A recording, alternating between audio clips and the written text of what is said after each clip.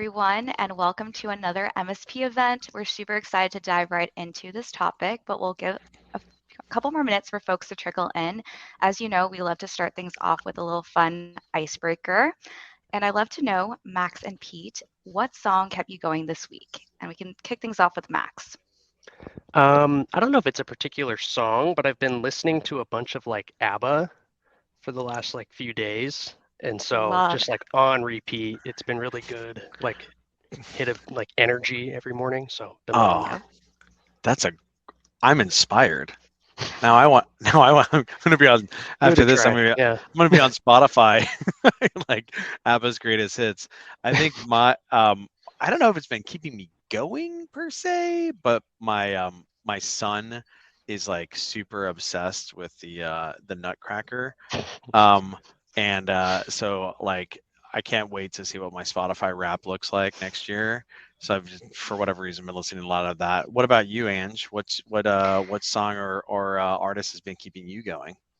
Yeah, I recently fell right back in love with Dreams by Fleetwood Mac. I've just been Mm. listening to it on repeat. After it's finished, I'm like, okay, I think I need to play it again. And then I'm like, okay, one more Just time. one more time. And just one more time. And so the whole night the other day I was making dinner and it was just like Dreams by Fleetwood Mac, like on repeat. It's Just such a looping. feel-good song. But I'll switch things up with ABBA. So thanks for that recommendation, Max. You're I, welcome. I love this. This is fantastic. All right, let's kick things off. I'm super excited to dive right into this topic. Be the king or queen, not jester of the boardroom, data-driven board meetings. But before we begin, I'll say a few words about the team at Modern Sales Pros. Hi, Mhm. everyone. My name is Angelica. I'm one of the community event managers at MSP. And for those of you who are not familiar, Modern Sales Pros is the world's largest and highest quality community for those in sales management, sales leadership, sales and revenue operations, and enablement, aka our Modern Sales Pros. Our mission is to create an environment for our members to answer questions they struggle to solve on their own and help them to see around corners they may not know about. We do this through like our sessions like the one you're at today, our online forum, and our quarterly summits, and we're getting back into in-person events. So if you're not already a part of MSP, you'll be invited to join after this event. Now, before we dive in, some quick housekeeping notes. This event is being recorded, so you'll be able to access the key takeaways and the presentation and the recording on the MSP previous event page before the end of the day. Second, if you have a question for Pete and Max, be sure to leverage the Q&A function at the top right-hand corner or in the chat, and also let us know where you're calling in from. Now, I'm super pleased to announce our sponsor for today's event, Atrium. I'm actually going to pass it off to Pete to say a few words about Atrium, and then I'll come back for wrap up. Pete, take it away. Thanks, Angelica. Appreciate it. All right, let me share my screen here. Let me clear my throat. Wonderful. So, hey, folks, my name is Pete Kazanjy. I'm one of the founders of Atrium. Kind of more intros here for myself and Mr. Max here in a second. But for folks who are maybe not familiar, Atrium makes data-driven sales management software. So it's software that helps sales organizations, so AE, SDR, and AMCSM managers and leaders use data to improve team performance.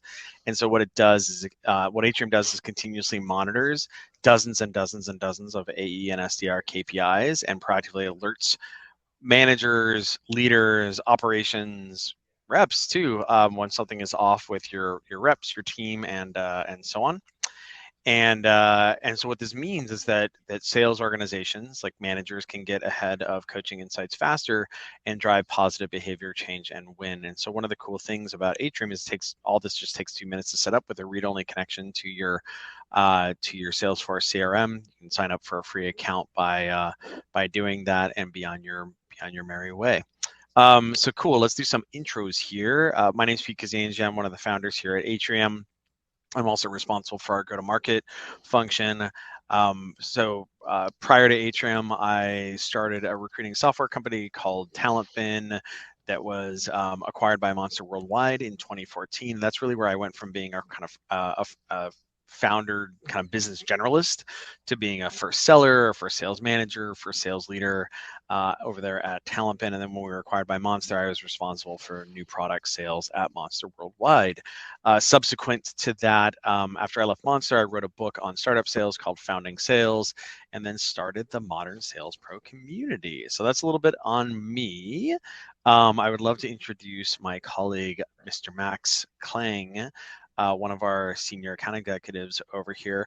Max, maybe you can share a little bit about how you spend your time here at Atrium and some of the sales motions you worked on previously. Yeah, totally. As Pete mentioned, I'm a senior AE here at Atrium. Been here almost 2 years now, which is really crazy to think about. And I've been selling for about 6-ish years. Had a kind of couple runs at Asana and then Bright Edge. And I kind of spend my days here talking with like sales leaders, sales managers, RevOps folks, just about like sales strategy, sales coaching, rep performance, and all things in between. So super excited to chat today. Nice. Well, wonderful. Thanks for joining, Max. I'm excited for you to provide your 2 cents as we go through things. Just really quick before we get jamming here, we like to provide offers to folks who are attending, and the offer that we got here today is Atrium is hosting a complimentary sales leadership boot camp with a virtual boot camp with Richard Harris. Richard Harris, of course, is a absolutely fantastic manage sales, sales trainer, enablement specialist, etc. And so he does boot camps, virtual boot camps for Atrium for leaders, sales leaders, and also sales managers. So we're going to go ahead and we're going to drop that link to sign up for that here in the chat. And all we ask for in exchange is a quick chat around how you are doing data-driven sales management or not at your organization for in exchange for that time. So cool. So what are we talking about today? We are going to be talking about data-driven board meetings. And specifically how you can master the sales section of your board meeting in a snap without it actually being like a huge pain in the booty. So what we're going to talk about here a little bit is what effective board meetings look like and the data associated with that. And then we're going to talk about like different ways you can think about how you would use data in different sections of your your kind of like sales section of your board meeting, right? Because essentially what you as a sales manager, or sorry, as a sales leader, want to have, obviously you want to have command of your business, but you also want to be able to demonstrate that to your boss's boss, the board of your organization, that you do have a good handle, a good command on the business, and then also do that without actually like maybe breaking the bank from a time standpoint, because a lot of times organizations can go into like a deep freeze for a couple weeks before a board meeting trying to create the relevant assets. And so we want to talk about the assets that you might want to have for those meetings, but also the most effective ways of doing that. So first, let's kind of talk about like what board meetings are for. So a board meeting is part of the like a healthy operating rhythm for the business. And when I say operating rhythms, the way organizations work is, it's not like a bunch of 6-year-olds playing soccer where everyone's just kind of like running after the ball, what have you. Instead, what you have is you have a structured operating rhythm for different teams, the organization. So like, your sales team, as an example, they're probably on a quarterly bookings basis, but then also they probably have like monthly monthly status kind of sales team meetings that are kind of focused on how progress is going towards that. And then maybe on a weekly basis, you have various meetings for different teams and what have you on how things are progressing. And then assets, kind of like metrical assets or analytical assets that support that. The board meeting is kind of like the superset of that, which is kind of like related to QBRs. But in this case, what you're doing is you're reporting out to folks that are responsible for the governance of your organization to make sure that it's, that the organization is progressing the way that it's supposed to be. And so then like there's kind of different parts of what that board meeting might look like. So first, one of the benefits of preparing a data rich sales section of your board deck would be to take stock of your business, right? It's a forcing function for you to look back at the last quarter and say, what happened? What happened? What was good? What was bad? Did we do what we thought we were going to do? Did we not? Did we do better? Did we do worse? Why? And then what are the actions that might come out of that? So it's a great forcing function, the same way that, like a sales team meeting is like, what happened last week and how are we doing this month? It's doing that on a quarterly basis as a forcing function to understand what happened, why, and what we might want to change about it. The second thing that we might that's powerful for board meetings is providing an outlook on the upcoming quarter, and looking at it, like, how is that, how are we trending? Are we set up for success there? If we are, great. Are there other things that can we maybe get more aggressive? Can we do other things that can we turn our attention to other things? If we're not, if we're looking, and a lot of organizations are in this situation right now, if we're not trending the way that we would like to be, are there opportunities for us to intervene?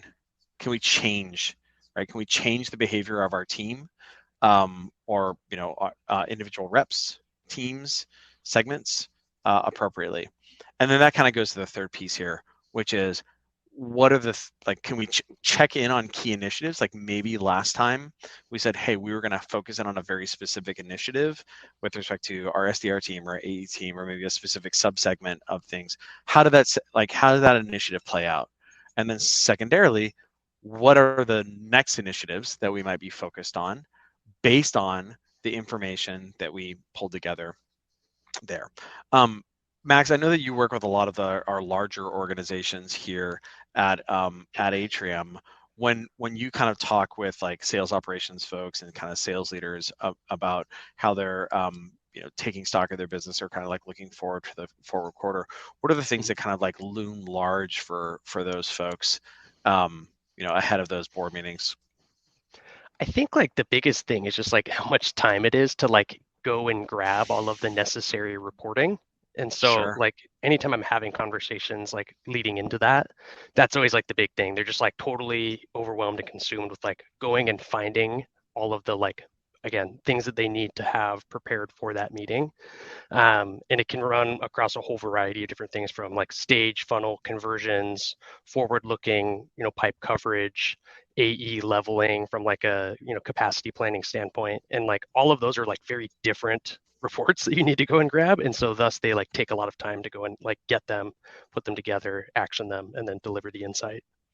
Yeah, it's like, it's definitely a source of commiseration with sales operations folks when we're talking to them, right? Like, what are you spending your time doing? Are you able to like support your managers? Mm-hmm. No, man, I got to like go into a cave for 3 weeks every quarter to to prepare a board meeting. Okay, cool. So let's go ahead and let's talk about last quarter's outcomes.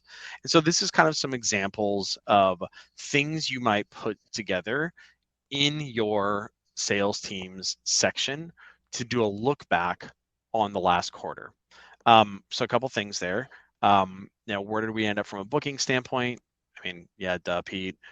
What actually happened with our pipeline? So like, we entered the quarter with a certain amount of pipeline. What happened with it? Where'd it go? Breaking that apart into per rep contribution. This is where organizations will oftentimes fall short, is because if you think about the output of a sales organization, it's really just the summation of the outputs of all the people in the sales organization. So looking at what efficiency look like on a per rep basis, maybe if you're in a 10, 20, 30, 40, and then potentially breaking that on a per team basis if you get a lot larger than that. How is our per rep efficiency there? What did our rep utilization and activity look like? And then also, how did our pipeline generation look, and how is it setting us up for next quarter? So, obviously bookings here. So these are like just screenshots from, these are live screenshots from an anonymized Atrium account here, but like, obviously bookings, pretty straightforward, right? Like, here we go. Like, this organization is growing their bookings over time. Pretty basic stuff, right? But that's not where we're going to stop. Instead, what we would say is, hey, here's what happened last quarter, right? We entered the quarter with 14 million. This is a Atrium KPI called pipeline change, where what this is looking at is it's looking at what happened with the pipeline that that we entered last quarter with, and how did it kind of play out. So we entered last quarter, and this again is anonymized data. From this organization entered the quarter with $14 million of pipeline. They added just a little bit of pipeline for, and this is $14 million of pipeline that was scheduled to close anywhere between July 1st and September 30th. Right. So they added a little bit more pipeline. They pulled some in that was out of that quarter. Some of it increased by value, but like barely, and ended up booking $3.2 million of that. So that's cool. Where else did that pipeline go? Well, unsurprising, a bunch of it closed lost, as we would expect. But maybe a bigger thing is that a bunch of it pushed out. So about $5.6 million of pipeline ended up pushing out. So of the $14 million that the organization started the quarter with, about a third of it ended up pushing out. And so what this might indicate, and you would compare this to how this looked maybe in the prior board meeting, the one before that, and say, hey, are we getting better or worse from a precision of forecasting? Like, hey, if we're pushing out a bunch of pipeline, why is that even scheduled during this quarter to begin with? Because like we're kind of head faking ourselves there. About $1.8 million decreased in value. And that's essentially just opportunities that were sized a certain amount and kind of compressed down. On its face, like there's nothing here that like pops out as like, oh man, look out. This is more about understanding how this compares to how your organization has done in the past, and then using that information. So either saying, are we getting better? Are we getting worse? And then moreover, looking at this and saying, hey, is there maybe an area for improvement? So in this case, this kind of feels like a lot of pipe, like maybe this is something intrinsic to this organization's business, but it does feel like this is a pretty big amount of pipeline to be pushing out, given the fact it's like a third of the pipe they started with. So that might indicate to us that there's probably an opportunity for this organization to be crisper around its close dates, and coach their reps to say, hey, you know what? Don't calendar something as closing if you're not confident on it, right? Like, put it much further out in the future. Max, I know this is a pretty dense KPI chart here, but Max, anything you want to add to this? Yeah, I feel like a lot of organizations have a similar problem here with like pipeline being pushed out, and it's a sad story because like they'll report their pipe coverage for the upcoming quarter, and it'll be based off what the pipeline looks like at the beginning of that month, and then 2-3 weeks in, they have reps pushing or close losting a bunch of like stale deals.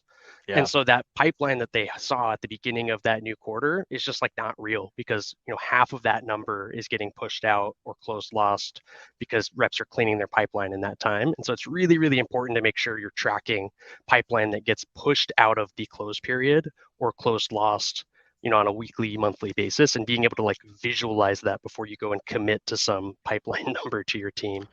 Right. Yeah. So like, for instance, and I think we'll talk about this in the upcoming section. Like, imagine, let's like run the clock back 90 days, or like we're walking into this quarter with 14 million in pipeline. Like, we feel like kings of the universe. Well, it turns out, right, like maybe this is hopefully this sales leader didn't commit to like a $5 million quarter based on a bunch of pipeline. Was like, yeah, no, I'm gonna push that out. Awesome. So then the other thing that we would want to pay attention to, so like this is like fairly basic here, right? It's last quarter's outcomes, but a thing that's really important that a lot of organizations don't like really zoom in on as well as they could, is looking at things on a per rep basis, right? And so in this case, and I'm actually just going to make this a little bit bigger here because I'm kind of unhappy with how small it is. Hopefully you guys can see a little bit bigger, better there. So what we got here is we've got on a rep by rep basis here, right? We got our bookings, we got our wins here, and so we can see there's actually like some pretty good variation in rep performance here. In this case, I like, this is another kind of anonymized organization in Atrium. I think these are some enterprise reps right here, but you can kind of see some banding here. But I think some interesting things here that you might the kind of call out is, yeah, you do actually have some reps who are pretty underperformant there. The other thing that you can kind of call out is by looking at both bookings. And we don't want to just like look at bookings on their own, because that sort of like lagging indicator myopia can kind of head fake us. So in this case, one of the things we will note is Henry Fenner here, 200 and whatever that is, 211K of bookings out of boy, right? 5 deals, right? 5 deals. So it's pretty impressive for this person right here. But like, we would probably just want to keep an eye on that, because this is a very risky, like this is probably an enterprise rep for this team, but a little bit of like a risky proposition here, insofar as like if he does, if he only closes 4 of those, or closes 3, well, we're in a much different situation there. Right. And so this is just like, a little bit of a higher risk situation. Anita Radcliffe here, what's kind of fascinating with her is you can see that actually she's doing a similar amount of bookings here. Like she's probably like more, in mid-market land here. But with 9 deals. And so like this kind of indicates to us that like this is what top performance might look like for that segment. Then there's folks that we might be a little worried about. And so in this case, we have this rep right here, Agent Wendy Peakley here. These are hilarious demo names. 72K in bookings. We might look at that and say like, oh, okay, like that's cool, right? Like that's not a problem. But what is interesting is if you look at how many wins she actually has quite a few wins, right? And so this is something where we might kind of say like, hey, look, is there a reason why like your ASP is this low? This might be something that we would want to catch and kind of work on going forward. This is something, of course, like useful to report out on a board meeting, but also something that you can imagine also showing up in a in a QBR as well. And then do the same thing with the other drivers of the revenue formula, right? So win rate and average selling price. So again, what we can kind of see here is we have some of our reps that are down here, a little bit of a lower ASP. And again, this is kind of a mix of enterprise and commercial reps here. But if for whatever reason, some of these reps that had the lower ASP were not in the segment that we would expect them to be down at here, that would be something that like we'd potentially worry about, right? And I think then over here in win rate land, this is obviously like efficiency is really, really important right now, and making sure that reps are doing a good job with the opportunities that are coming into their pipe. And so in this case, this is really where we would look and say, hey, are there reps that we really need to coach up this quarter, or potentially move out, right? And we can see that there's a handful of reps who are really down here, kind of in the lower part of the win rate leaderboard here. And so just, making sure that you're breaking these things apart on a rep by rep basis ends up being a pretty powerful thing to do. Just so you make sure that you have command. Again, this is taking stock of what happened last quarter, right? And so in the case of Anita Radcliffe and Mr. Stork there, from an output standpoint, right, we've got, so Anita here obviously is, she actually took care of business with respect to bookings in a pretty meaningful fashion there, with a high number of wins, but with a really, really low win rate. And so that indicates to me that maybe she's, kind of being overloaded. She's probably, I imagine if we look at her customer facing meeting volume, it's probably absolutely bananas. If she's, if she's driving this amount of bookings off of this amount of wins with this low win rate, she must just be hustling her buns. And so that's probably an opportunity for tuning things up right there, or maybe what we can do is we can raise that win rate by virtue of kind of redirecting some of the opportunities that are coming into our pipe, because it really does seem like a lot of those opportunities are falling on the ground. Max, anything you wanted to call out on kind of like rep by rep win rate and average selling price, things to kind of pay attention to? Yeah, I mean, like getting to quota and like closing a lot of business is super cool, but like the most important thing is like understanding why or how each rep got there. And if they didn't get there, it's even more important to understand why they missed. So as you can see with like, I don't know, Henry, I think it was our number one AE, like he was 1 or 2 deals away from just being like middle of the pack, right? And so like that means, Right. again, he's like vulnerable. And so Yeah, like risky. understanding understanding how someone was successful is so important, because like you don't want to get surprised next quarter when they have a couple bad bounces or a couple things don't go their way or what have you. Yeah, for sure. Right. Looking ahead, right? Like taking stock so we can look ahead. And then looking at like productivity as well. So total number of opportunity ownership, how loaded are our reps.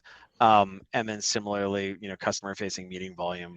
And so what's kind of interesting here is if you look again, kind of pairing these things together. So opportunity ownership is of course how many at bats people are having there. And so are they doing a good job of like taking swings at those when they have the opportunity? So what's kind of fascinating here again, as you can see Prince Philip here, pretty good opportunity ownership there. Very, very low customer facing meeting volume, right? So like surprisingly, so it's like, what are you doing with your ops?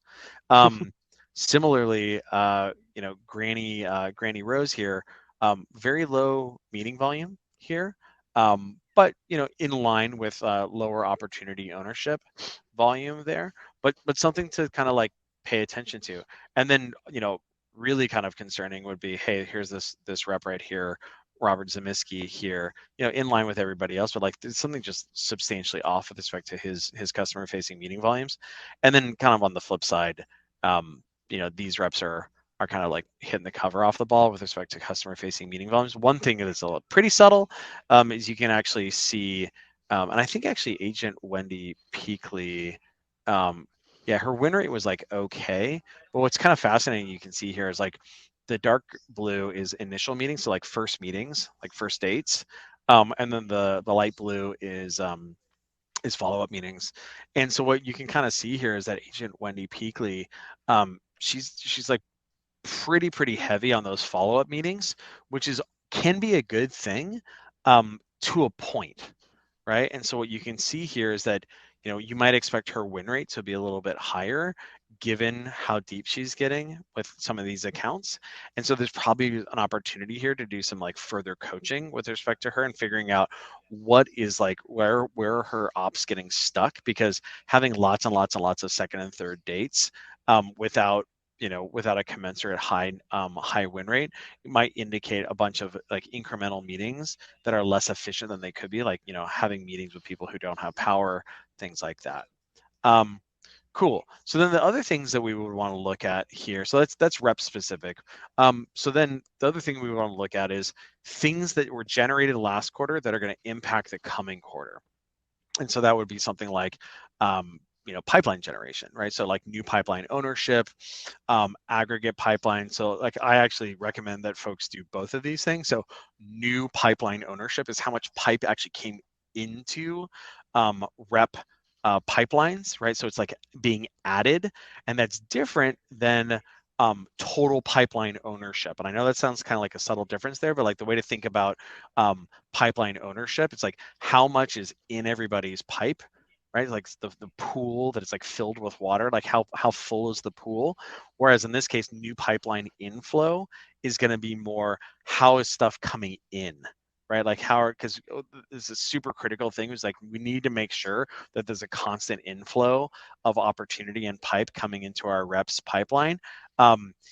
Or else, because naturally the reps are going to be closed lossing things, et cetera. And so there's going to be outflow. And so we got to make sure that things are coming into the pipe there appropriately.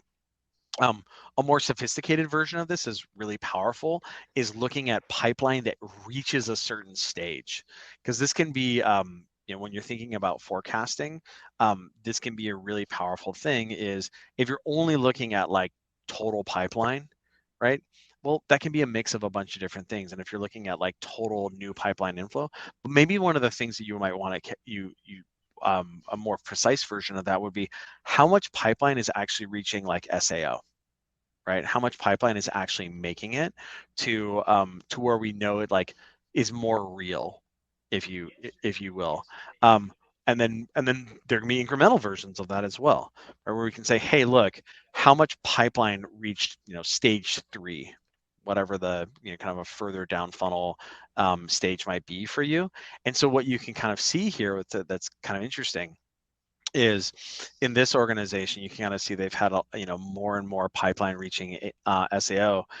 This, of course, would be a little bit of a lagging indicator here because it's a couple stages further on. But if for whatever reason you had a bunch of pipeline that was reaching SAO and you didn't have a commensurate amount of pipeline that was reaching negotiation, well, that should scare you.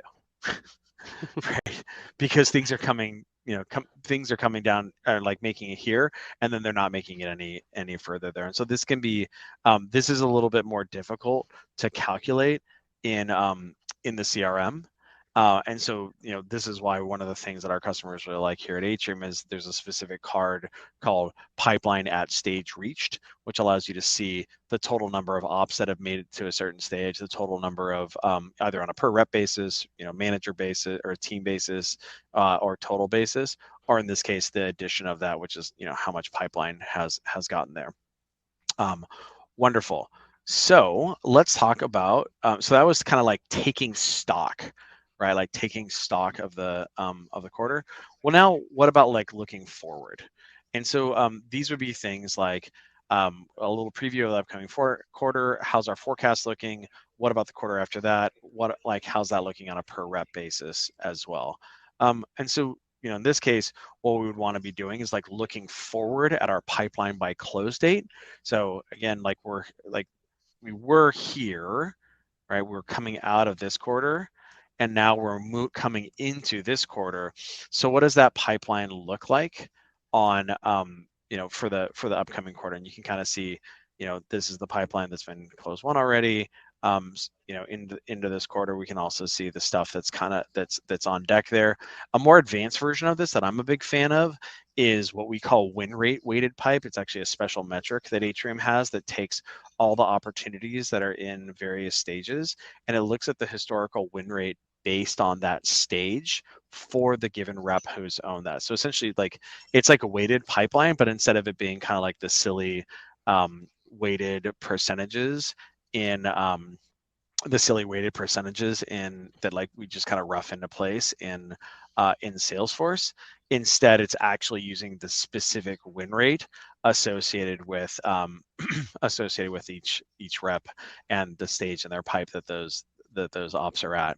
And then you would do the kind of the same thing for the next quarter as well. So this is hey, what's happening with this quarter here? And then what is stuff looking like for the quarter after that? So this is this quarter, but then what about the next quarter as well?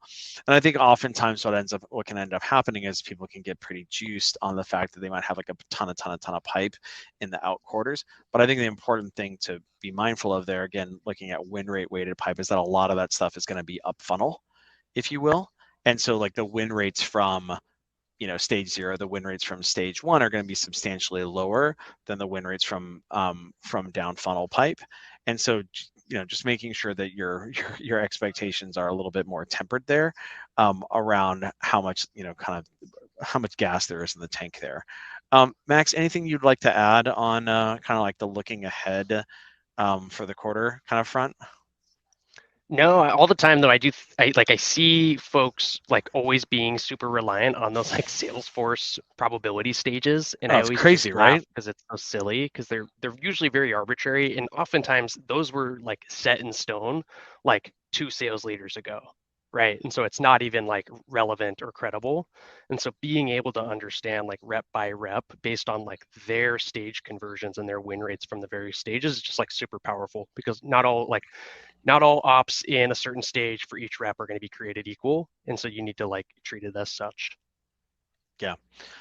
Yeah. And to your point about on a rep by rep basis, I think that, making sure that we're looking at our reps in question and how they're looking can be a good thing. So to our point about our buddy Henry Fenner, from, who was our top performer last time, looks like he's in a really good spot here, right? The weighted pipeline that he has calendar to close this coming quarter, is in a good spot there, right? And I think another kind of thing that's kind of fun about this is you can see that he's maybe a little bit down from a as compared to other people with respect to his actual raw pipeline, but because his win rates have been so good historically, he's kind of up here at the top there as well. Similarly, like you can kind of see Little John here.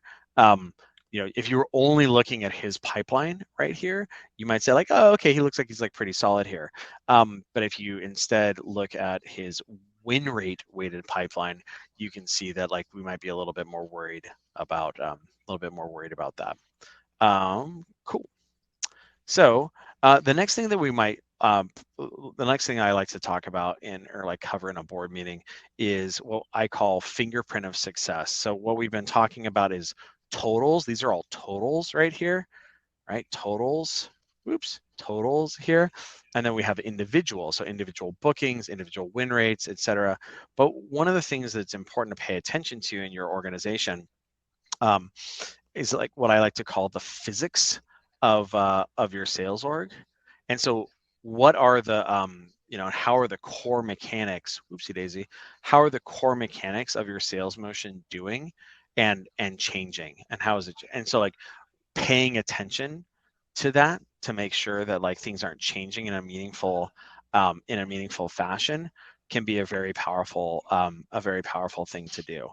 And so good examples of this would be, so the things you would want to look at from a fingerprint of success standpoint would be per rep bookings productivity, right? So we have our, this is kind of our per rep bookings productivity here, but like obviously see there's a big blend here. So what is the actual average of that, right? And the same with respect to win rate, the same with respect to average selling price. The same with respect to AE meeting productivity, the same with respect to AE opportunity ownership, the same with respect to pipe ownership as well. And so what we can kind of like look at that here a little bit. So here's per rep bookings. You can see for this organization kind of, jumping along at around like 100K in 100K in bookings on a per quarter basis. And then all of a sudden it jumps down pretty substantially there, right? So it seems like something happened in Q2 2022. Weird, right?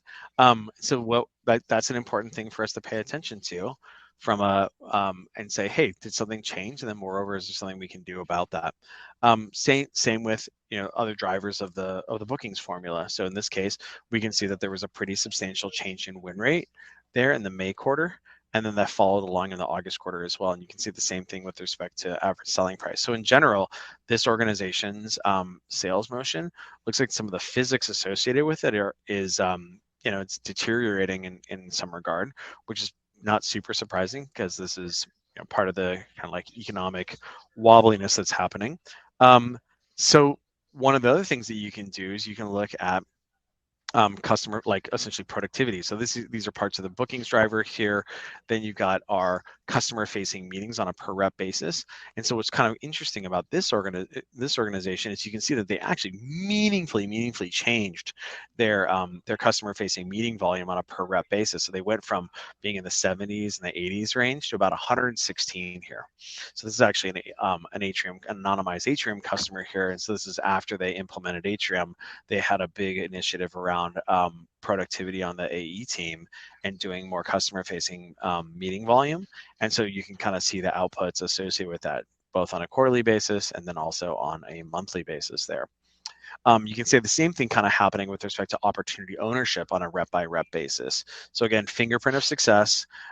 What like historically we can say, hey, these reps have generally carried anywhere between 20 to like 25-ish opportunities. I got a little bit higher kind of end of last year. And then moreover, what you can kind of see is then it kind of like settles into this like 20 range.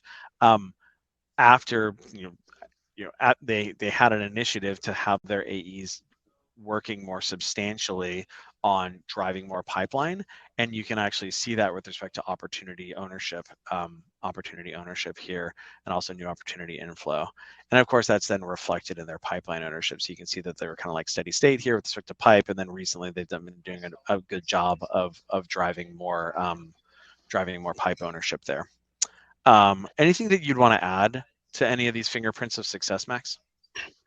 Yeah, I think when you're thinking about like a fingerprint of success in your own sales org, it's important to try to like uncover like a really important key insight that you can then project to the board, project to your team, and then set KPIs around. Like a good example of that is like at Atrium, like one of our most important metrics is how many like data lights we do, which is basically a free account setup. It's like a mid-funnel stage in our sales process, and it's really important for us because like we'll win like 50% of those deals, right? And so when you have one of those stages and one of those like insights that you can grab onto, it's just super, super compelling and super, super important. Again, when you're reporting up and down in your organization, and then again, just like breaking up your sales motion into two components. Yep, for sure. Quick commercial for Atrium on that front. So one of the things that we work with our customers on doing is helping them do better sales management, which includes leadership, which is what we're talking about right now, through metrics, because high performing sales management is really the difference between underperforming sales organizations and outperforming ones. Challenge, of course, is that sales management is pretty hard. There's a lot of things that people should be spending their time doing and they should be bringing metrics into, but they don't necessarily do a great job associated with that, largely because most like manager data-driven enablement is kind of an afterthought for organizations. And to be honest, a lot of sales managers and sales leaderships, they don't necessarily come from like the finance department, or operations department, or what have you. They more come from like sales land, and they're compelling communicators and have great bias to action and what have you. And then moreover, they're kind of given these traditional, what we like to call walls of charts to decipher. And so like that doesn't really do anybody any favors in that regard. And so this is kind of what managers end up doing. And then, I mean, this can actually even bubble all the way up to leadership level. And so instead, what you should be doing is really paying attention to the metrics that matter on a per rep and per team basis. Kind of like we've been going through a bunch of different KPIs that are important to track on an ongoing basis, certainly on a quarterly basis, to report out to the board, but doing a better job of then like consuming that on an ongoing basis, such that you're not just doing this quarterly. You're not being surprised by things like, oh man, turns out that our win rate really like tanked last quarter. Well, we probably would want to know that like 30 days in the quarter, not 95 days into the quarter when you're done. And so making sure that you're consuming that and actually having proactive goal tracking and early warning alerting. And this is exactly what we do with the customers that we work with. And so that's what we do is we help sales organizations, managers, leaders, and reps use metrics to improve team performance. And we do that with hundreds and hundreds of customers.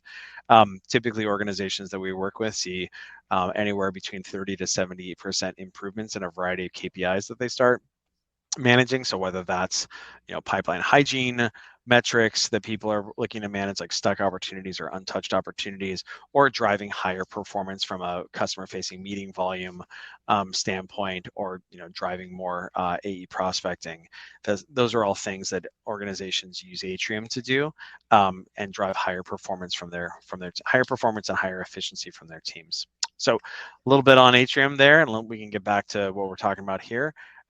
Cool. So another kind of really critical component of review in a board meeting, certainly in a QBR, but even in a board meeting as well, to really kind of demonstrate that you have command of your business, is our rampers, right? Because again, a sales organization is only populated, like it's made up of humans, right? The humans are the part, like the part of the engine that make the bookings come out. And so the same way that pipeline this quarter is bookings next quarter, ideally, depending on our win rate.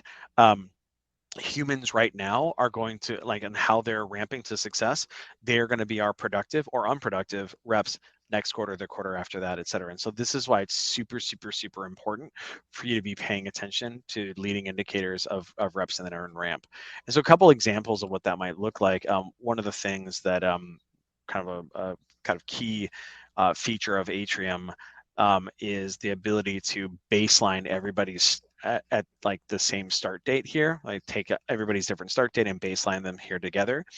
And what that allows you to do is see some pretty cool stuff where you can see people who are on a relative basis, because now we can compare apples to apples, on a relative basis ramping way far in ahead of folks. So as an example, Sir Hiss here is really ramping proactively in a very substantial fashion. What was pink here? Preston B. Whitmore, or maybe Mr. Jolly. I'm not sure exactly which pink that is. I think it's actually Mr. Jolly. These folks are ramping from a lagging indicator, booking standpoint. And then we have a couple other folks that are like a little bit lagged here. Now, the thing that I might flag here is that looking at lagging indicators in only the first quarter might be a little bit something that like is a little premature. But if we're out here and kind of like at the end of quarter one, at the end of quarter two, and we see some of these reps who are not in line, like Lucille Krunkelhorn here, and Eli LaBeouf, or actually no, our friend Agent Wendy Pleakley, who don't look like they're ramping the same way that other folks are, that could potentially be cause for concern.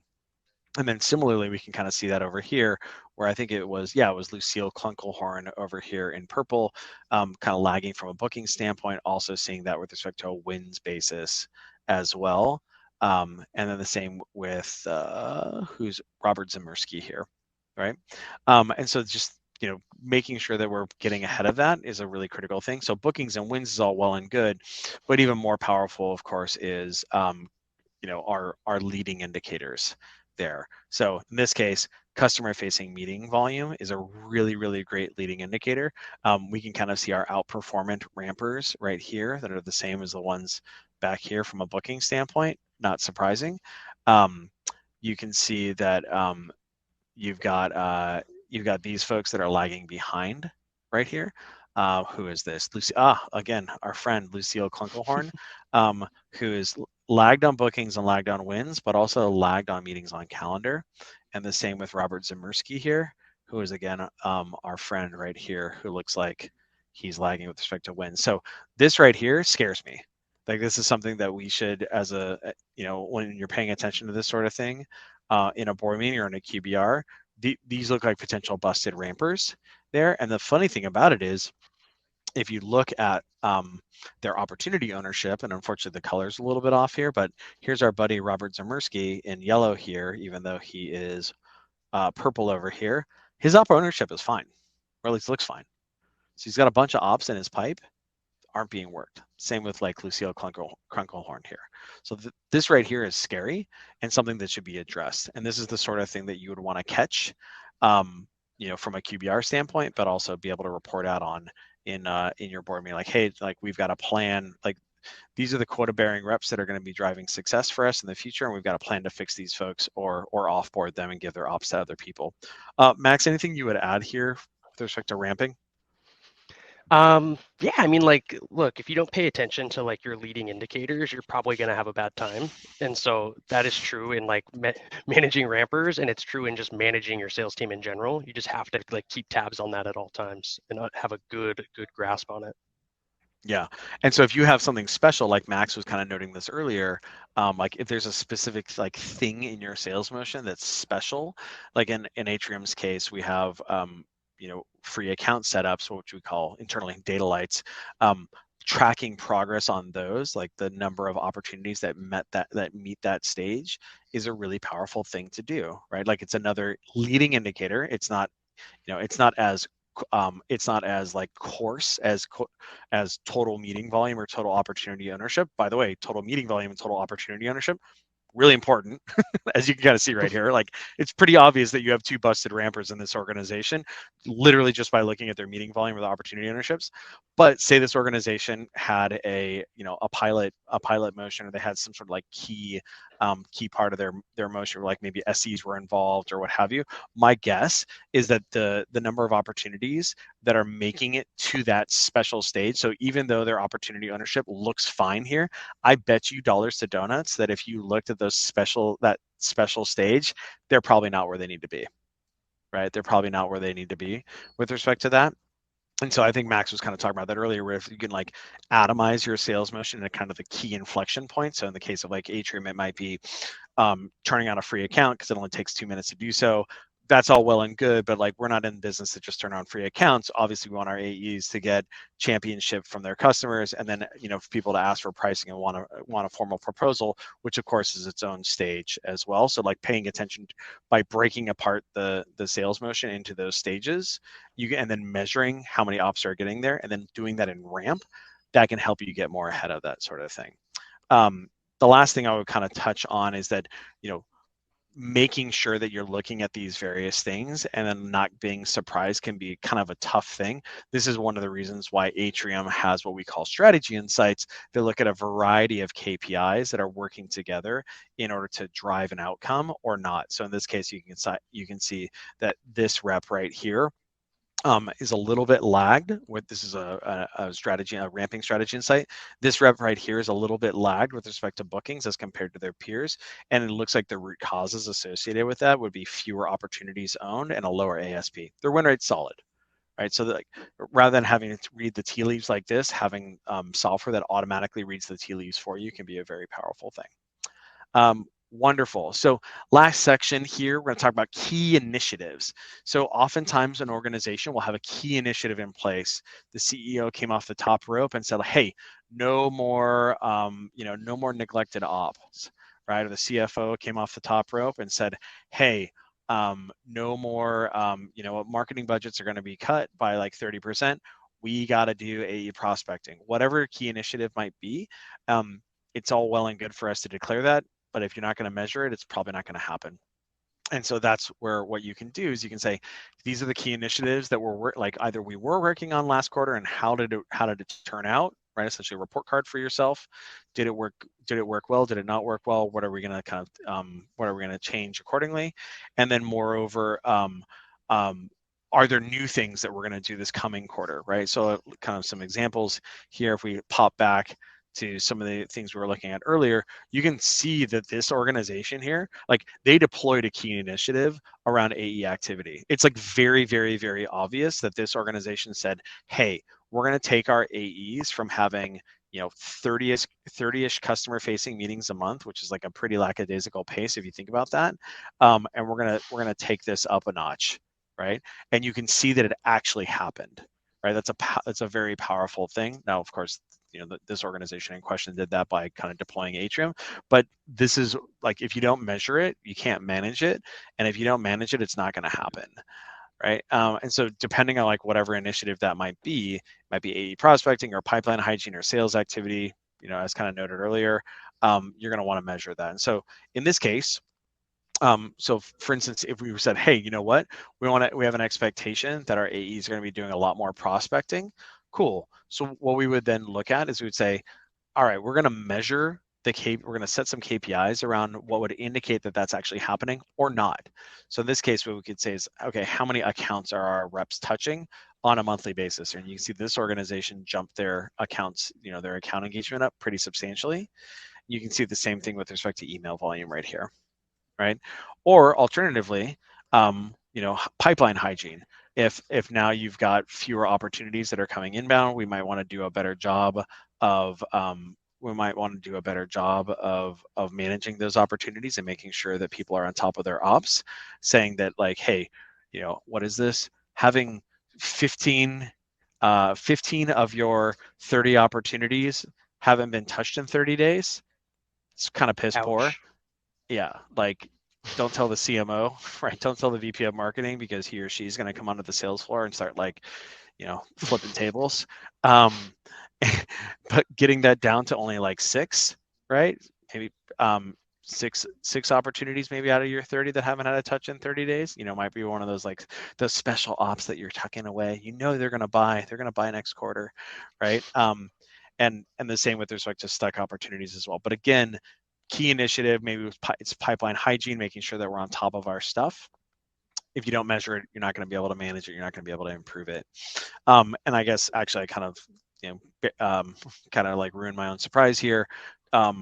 Key initiative around activity volumes, right? So in this case, saying, hey, you know what, we're gonna amp things up. We want to have more first meetings and more second meetings. We want to work our opportunities better.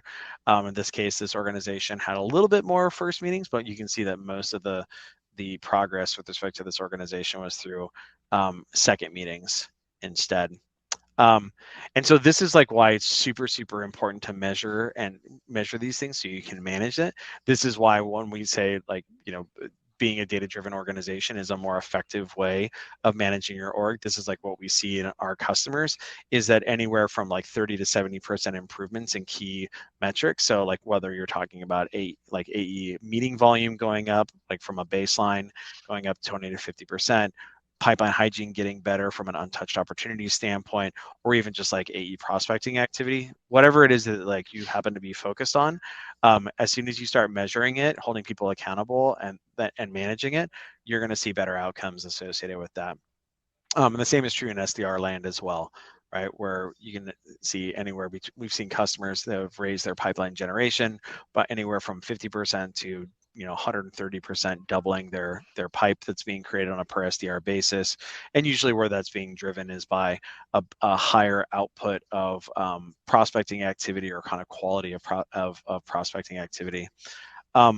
Max, we're kind of wrapping up here. Anything like you'd like to add before we wrap?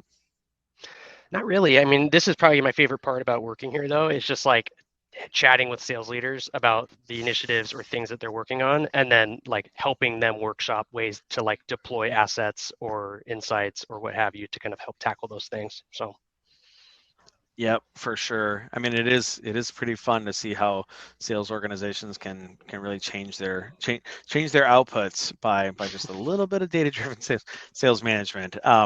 Cool. So as we were noting earlier, we have an offer that we're offering to folks here. If you'd like to join the half-day virtual boot camp with Richard Harris, as normally would cost $1,000, we're hosting it for free, gratis. We're going to go ahead and drop our link here in the chat, and you can go ahead and sign up for that if you would like to do so. And we'll go ahead and drop that here in a second. So otherwise, Angelica, are you here to kick us out? I am. I just dropped the link. You got it. Yeah, sorry about that. And you can also pull out your phone and take a photo of the QR code. Definitely sign up. It's such a great boot camp, and join us for the next one. And thank you everyone for joining today's session. Just a reminder that the key takeaways and the recording along with Pete's slide deck will be made available on the MSP previous event page before the end of day. And I want to give a big thanks to Max and Pete for your time today. That was super informative. Thanks everyone. Wonderful. Bye.